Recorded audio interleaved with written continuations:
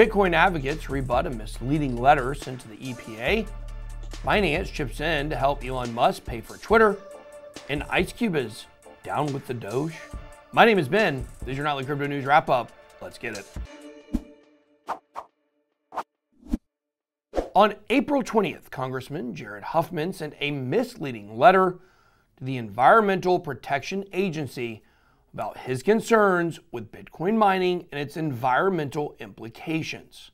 Huffman's letter was backed by 22 other Democratic members of Congress. The facts in this letter seemed willingly embellished and falsified. His intent was nothing short of egregious. Do you think they're going after Bitcoin because they truly care about air, water, and noise pollution, or because Bitcoin is a threat to the legacy system? In response to their feeble attempt to kneecap Bitcoin mining, Michael Saylor tweeted out, certain members of Congress sent a letter to the EPA premised on several misperceptions about Bitcoin mining. We have authored a response to clear up the confusion, correct inaccuracies, and educate the public. Their rebuttal letter, co-signed by Jack Dorsey and Mike Novogratz, to name a few, cleared the air with accurate facts to set the record straight. If you take the time to read Congress's letter and then read the rebuttal, there's a few good laughs in there for sure. Huffman and Congress were incorrect on basically everything they said.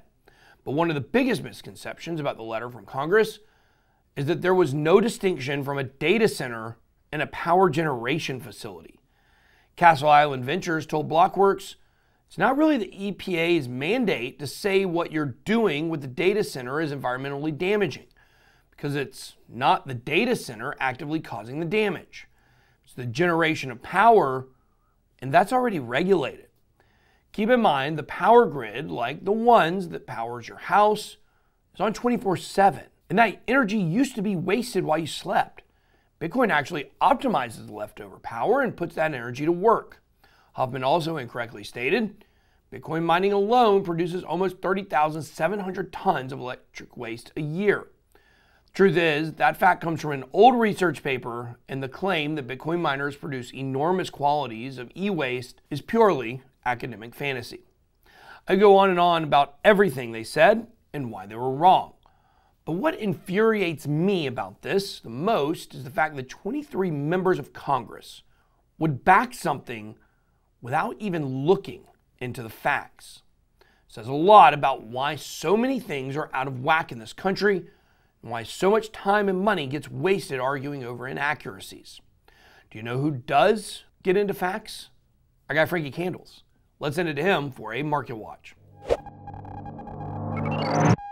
Thanks, Ben.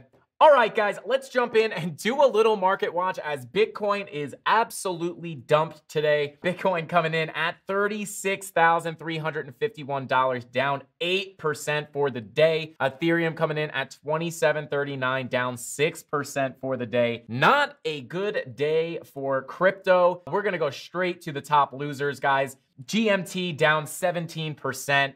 Zilliqa down 14%, Phantom down 14%, Gala down 14%, Near Protocol down 14%, AR down 13%, Axie Infinity down 13%, ApeCoin down 13% on the day, 46% on the week. And then if you look at our top movers, guys, the only thing green here are stable coins and Anchor Protocol. Literally everything else is red. Listen, Bitcoin goes up, Bitcoin goes down, guys. This didn't really come as a surprise to me. Are we moving down to those summer lows at about 29K? I think it is possible, but we'll have to let time tell. If you guys want to follow me for daily TA, it's Frankie Candles on YouTube or Frankie_Candles on all socials. Back to the news. Thanks, Frankie.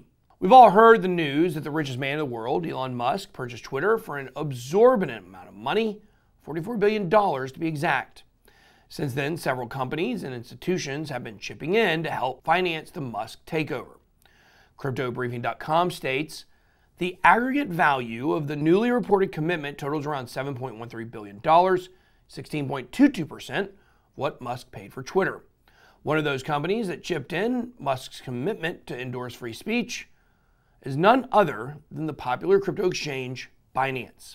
In an amended 13D schedule filed with the SEC, Binance pledged $500 million to the cause, making them the fourth largest contributor.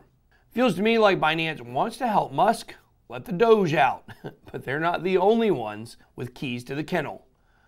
O'Shea Ice Cube Jackson recently tweeted, "Come on with it, Bill. You know I'm down with the Doge Army."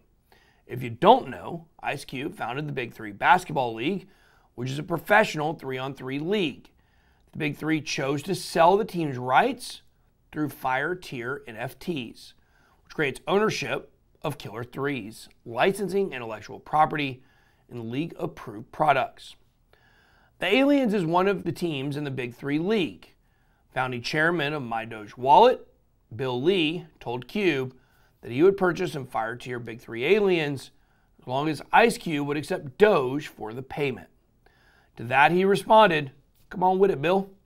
Bill Lee ended up purchasing all 25 of the Fire Tier Big Three Aliens for $600,000, setting the record for the largest commercial transaction in Doge's history. Now the Aliens will display My Doge and Dogecoin logos on their team jerseys and endorse Doge as a main sponsor. This isn't the only recent bullish news for Doge either. Shiba Inu and Doge are now accepted by Gucci. Although this recent hype hasn't made much of a difference in price, in the long term, this is the type of exposure that will eventually take everyone's favorite meme coin back to the moon, maybe. My guess is Elon will take it to Mars. That's all I got. Be blessed. BitBoy out.